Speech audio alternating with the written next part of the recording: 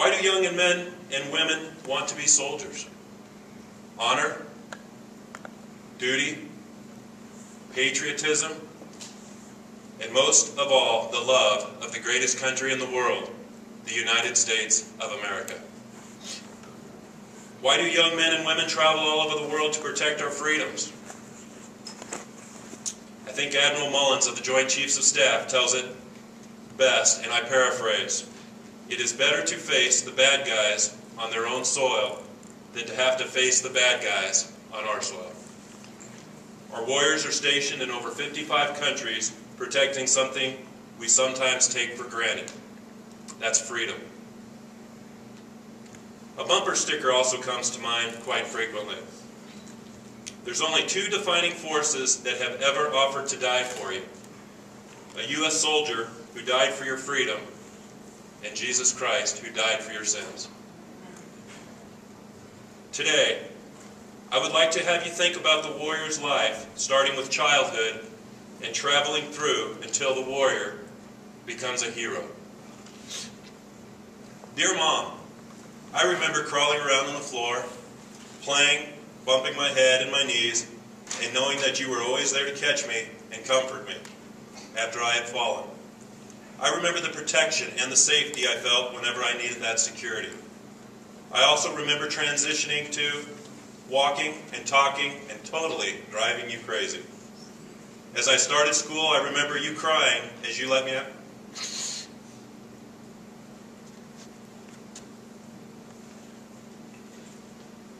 As I started school,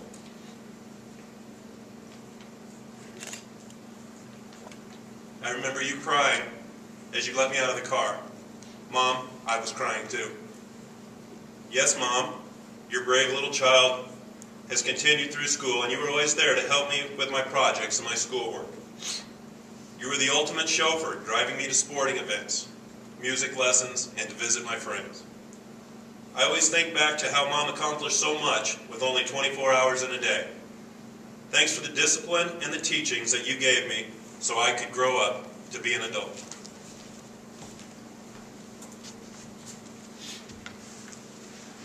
Dear Mom and Dad, I made it through junior high. And now I'm in high school facing some of the toughest decisions of my young life. Now, do I get married? Do I go to college? Maybe I'll find a job and hang out with some of my friends. Mom, maybe I'll join the military and get some experience, earn some money for college, and do something that 90% of my friends will never get to do. See the world, get paid for doing it. Mom and Dad, I know this decision will be just as tough on you as it is for me. But I am an adult now.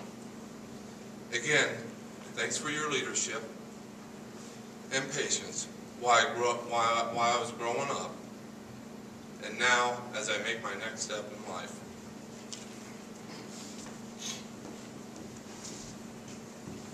Dear Mom and Dad, I arrived here at basic training a week ago, and wow, these drill sergeants can yell. You and Dad yelling at me was nothing compared to what these guys can do. They have this cadence that we sing every morning when we're running. It goes like this.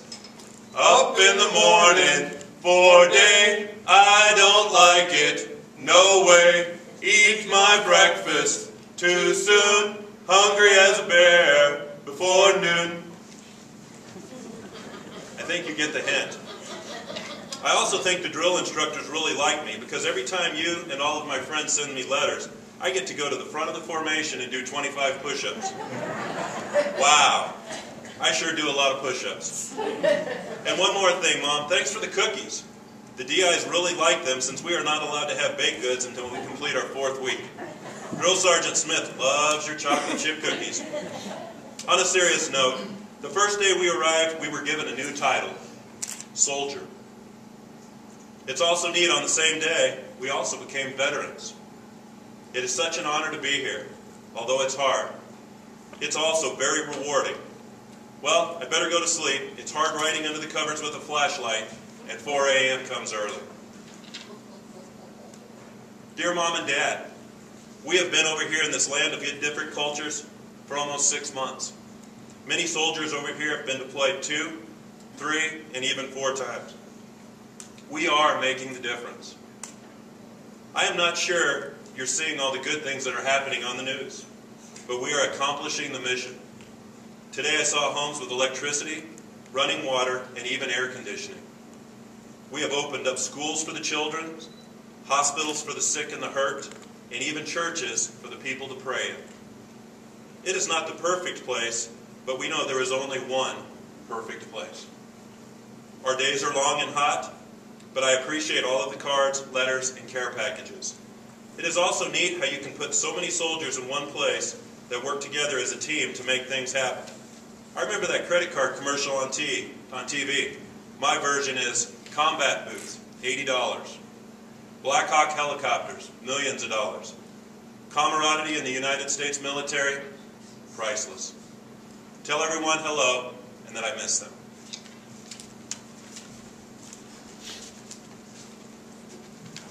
Dear Mom and Dad, it's been a while now, and heaven is totally awesome. I see the ultimate commander-in-chief every day, and I think he has a pretty good sense of humor. You know all the songs in church that had "I'm in the Lord's Army"? Well, the Marine, Air Force, Navy, and Coast Guard angels up here don't like it much when I'm singing that song when I'm marching along the streets of gold. Go Army. By the way, I don't know why you made all the fuss about me doing my job back when I was on Earth. I was doing what I truly loved. But I was also doing it so that Americans can enjoy the freedoms and safety that so many people in this world don't have.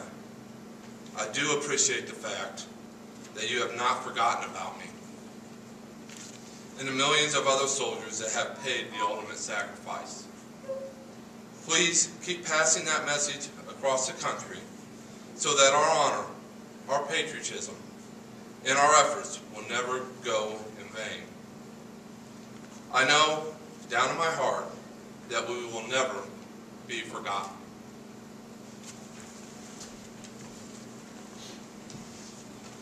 As you have listened to these letters, you can now imagine how each and every individual that has served our great nation started out as just a child.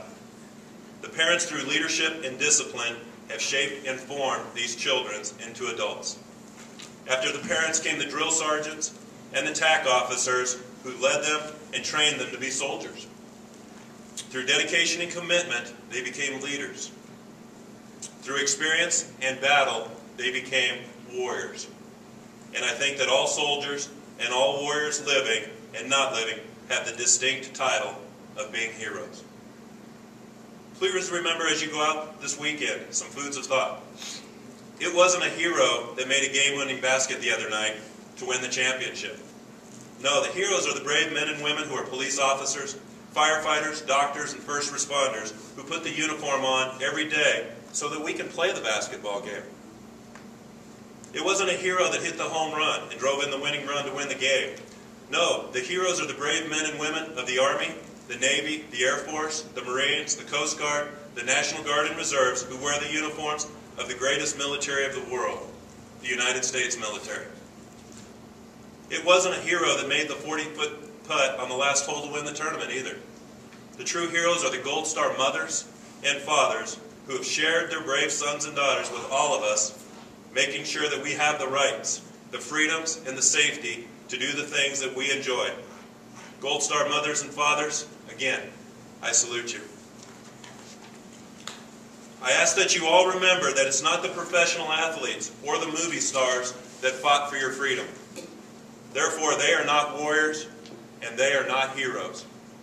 The brave men and women, past and present, who have earned the ultimate titles of Recruit, Soldier, Sergeant, Sir, General, Chief, Gunny, Admiral, Private, Airman, Seaman, Veteran, they are exclusively titled Hero.